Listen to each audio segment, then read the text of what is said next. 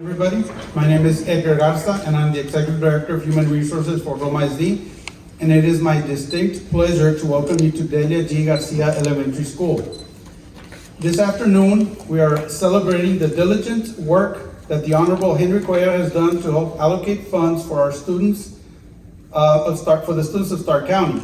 These funds are part of the National School Lunch and Breakfast Program that help ensure that all students of Starr County have access to a free breakfast and lunch. At this time, I would also like to thank the administration, staff, and students of Delia Garcia Elementary School for hosting us this afternoon. I'd like to call now Roma ISD Child Nutrition Director, Mr. JJ Trevino, for a few remarks on behalf of Roma ISD.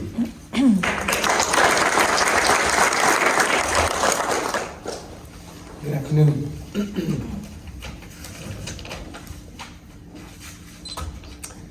On behalf of Roma ISD, I'd like to thank you, U.S. Congressman Henry Cuellar, for being a strong advocate for our students in Washington, D.C. Our district enrollment as of April 2024 was 5,898, and 4,799 of those students are considered economically disadvantaged. That is 81%. Due to these high percentages, our school district qualifies for a community eligibility provision, which allows our students to eat for free. This past school year, our students participated in many different federal programs approved by Congress, and our participation numbers are as follows. We had 944,111 students participate in the National School Lunch Program, 746,533 for School Breakfast Program, 86,254 for the After School Program, 19,244 for CFCFP program, which is a supper program. And in the summer, we had 56,167 students participate through the Seamless Summer option. This past summer, we also implemented the non-congregate meals in 3 sites. This is something new for us, for our district, where we were able to go to the houses and deliver foods, deliver 5 meals for the 5 days. 2 meals, breakfast and lunch for 5 days. Our ladies were working Monday through Wednesday, preparing the meals, and on Wednesdays we would go deliver. So I think we had the highest number was 410 meals per week. So we actually went to their houses and we did this. So it was amazing. Our hope is to keep utilizing these federal programs to nourish our students throughout the school year and in the summer. Thanks again for all your work, hard work, and dedication. Mr. Cuellar, thank you. So then we'll have Ms. Elsa Villarreal Morris, organizing Gloria CISD. All right. On behalf of the school district, of course, I'd like to thank the Honorable Henry Cuellar, but it's far more reaching, I think, than the school meals. A lot of the things that we do in our district and in Roma, we have almost 9,200 students in Rio Grande. I'm of the great belief that if you don't meet the basic needs of the students, then it's very hard to do the academic. So you really can't bloom until you do the Maslow, so you have to take care of the basic needs. And to me, one of the most basic needs that our children have is the food nutrition program. So a lot of times people don't see it that way, but the most sound and the most healthy meals that they eat are the ones that we provide in the school. So I think that when I meet with operations now, this is my 3rd week, when we talk about what we do in operations, yes, the transportation, all of those things are important, but the fact that our kids have breakfast, they have lunch, and they have supper, and we have an after-school daycare program where we're able to give supper Monday through Thursday, and Ms. Ramirez and I were having a conversation on the way up. She said, the kids are so programmed that even on Fridays they're asking for meals. Do you have a problem with me providing meals for those that stay and wait for their ride? I said, absolutely not. Is it after school? She said, yes. I said, then all we need is a memo from the principal saying that we're keeping the children after school, we're doing an internal holding of the children, and then we can provide them meals. Because to me, sometimes the most basic things, once you take care of those, and the rest of things can happen. So I'm of the belief, I was a counselor for 7 years, and I think that it's very hard to do the academic piece if you're not meeting the basic needs. And to me, child nutrition program Even when we were in COVID, we were talking about that on the way up here, and I said, imagine when we were passing out meals in 103-degree weather with hazmat and masks and all that. And I said, the way that those ladies rose to the occasion, the way that the staff in child nutrition in the whole Region 1 area rose to the occasion, it was incredible to watch. So I'm very grateful for the Congressman setting aside this money, but it is far more reaching than we realize. So, Congressman, thank you for all that you do. Thank you for the support, because it's not only the child nutrition. I think of all the grants that we get because of our Title I, our Title III, all of those monies, they make so many things possible for our children. So I'm grateful, and I hope you continue to support the program and the wonderful things that we're doing in the Region 1 area. Thank you.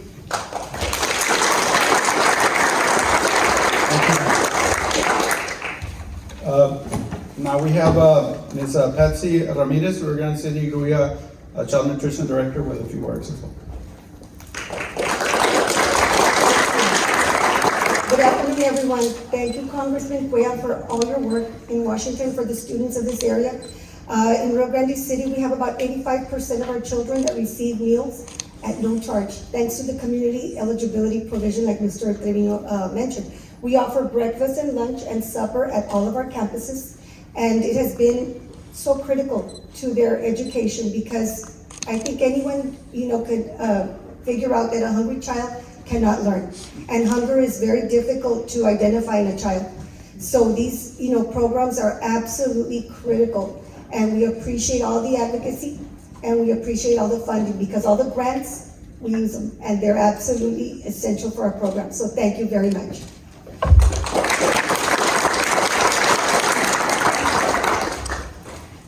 Thank you, Ms. Ramirez.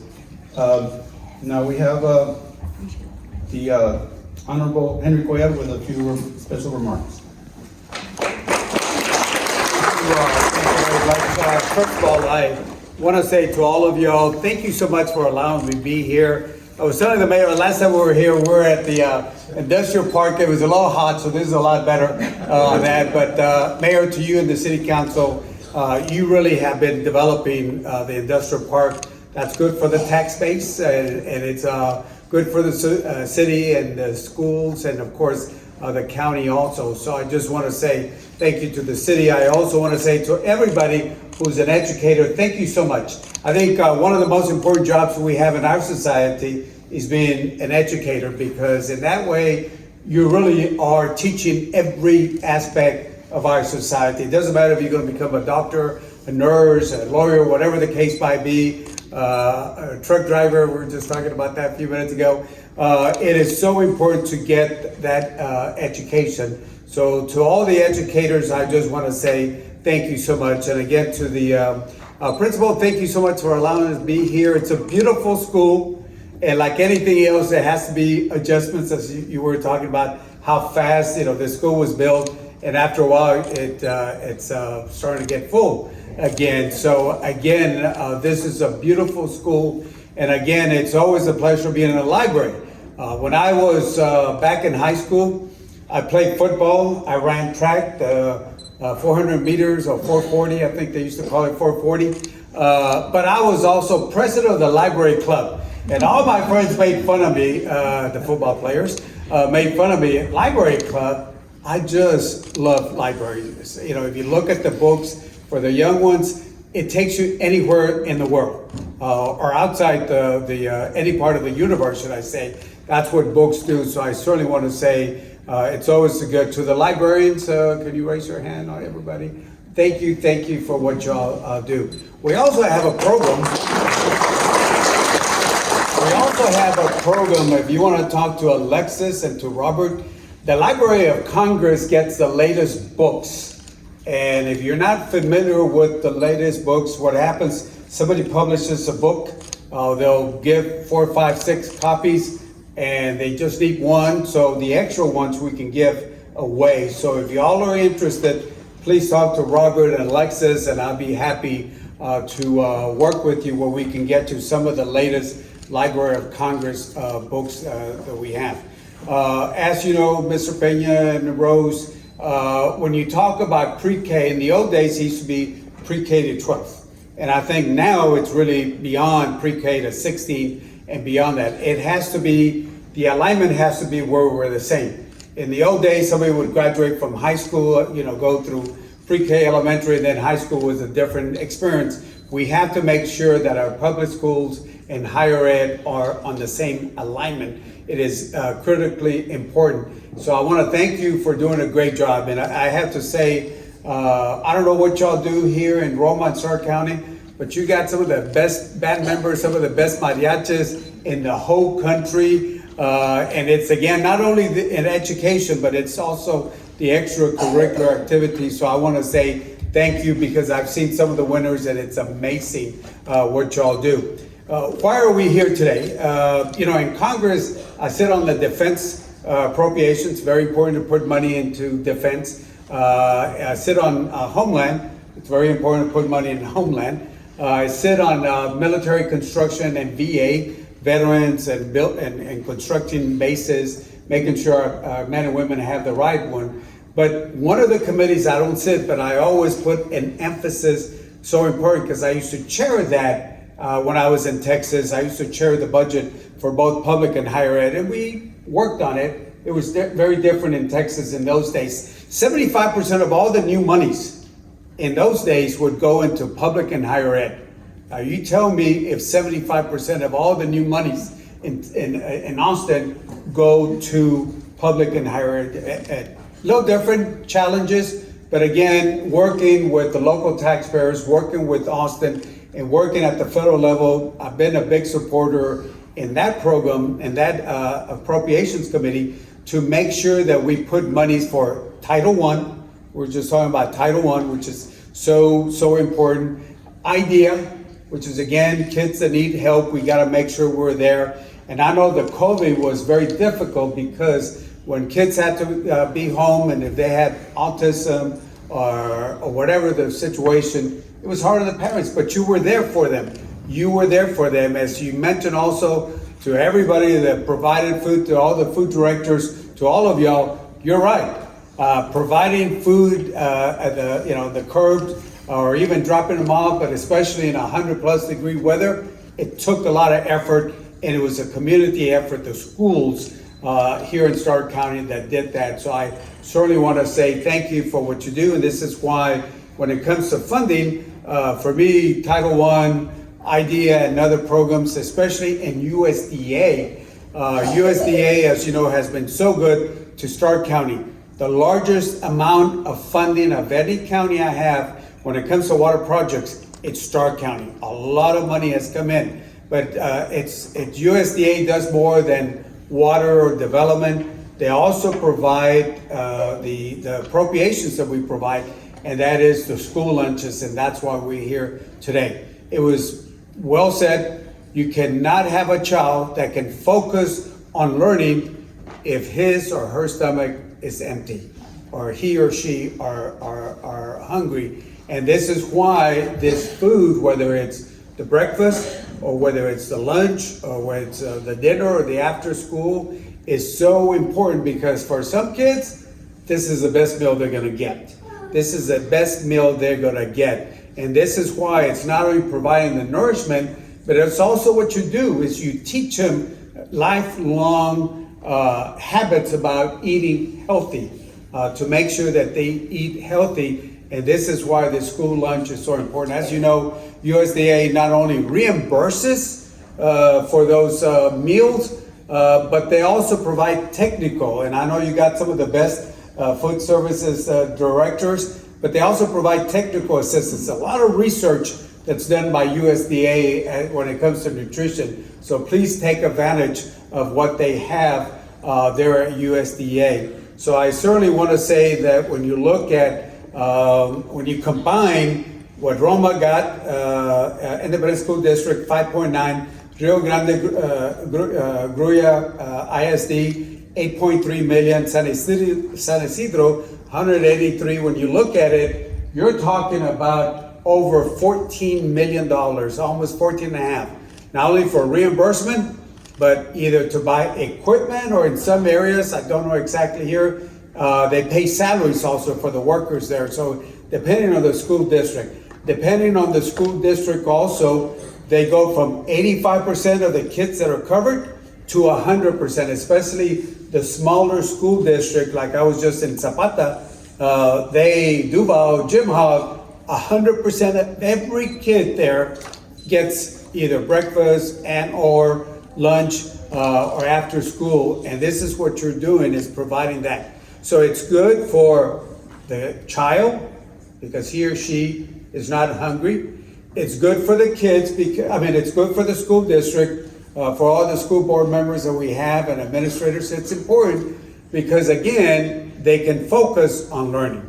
But it's also important to the parents, because think about the monies that the parents would have to come out of their pocket to pay for breakfast, lunch, dinner. It's provided by the school. So the schools have an impact all around, not only for the child, but for the family. It has a ripple effect on what you provide here. So again, I certainly want to say thank you so much for what you do. And I just want to say that, when you look at the words of President John F. Kennedy and look at our economy, he said many years ago that the progress of a nation can be no swifter than the progress of its educational system. What you do here has a ripple effect in making sure that the economy of Rio Grande, of Roma, all of Starr County, as you know, Cynthia, this area has been growing. It's amazing. Every time I come here, I see a new business coming in. My favorite raspa place and all that is still there, but you see the growth here. And again, you gotta have an educated workforce. And this is what you're doing here. And again, not only here in the Starr County, but also across the state of Texas and certainly across the nation. So John F. Kennedy, President Kennedy was right when he said the progress of a nation could be no swifter than the progress of its educational system. And this is why all of us are big supporters of our public schools and higher ed, what you do. You're a school board member, but you're also the president of the trustees all across the nation. So we also want to say thank you to our higher ed friends for what y'all do here working for our public schools. So with that, I just want to say thank you and congratulations. Thank you so much. Thank you all. I want to thank everybody for coming today. The work Henry Cuellar does for our schools is just amazing. This is just part of the things he does. He not only does things for our schools, he does it for our community as well, for our cities and the county and the state. So we thank him very much for everything he does. We really do appreciate it. This is just a small portion of it. But getting money for kids to eat is very, very important. And we're taking full advantage of the funding. It's like JJ said, this summer we started something new by taking meals to the homes. And I was stuck on the phone one day, right, answering all the mothers, and we're here, you haven't come by here. It was just an interesting, amazing journey in summer, what he did. But Henry Cuellar, thank you very much for what you do for our city, for the cities around us, especially for our county. We really do appreciate you, and you're always invited here.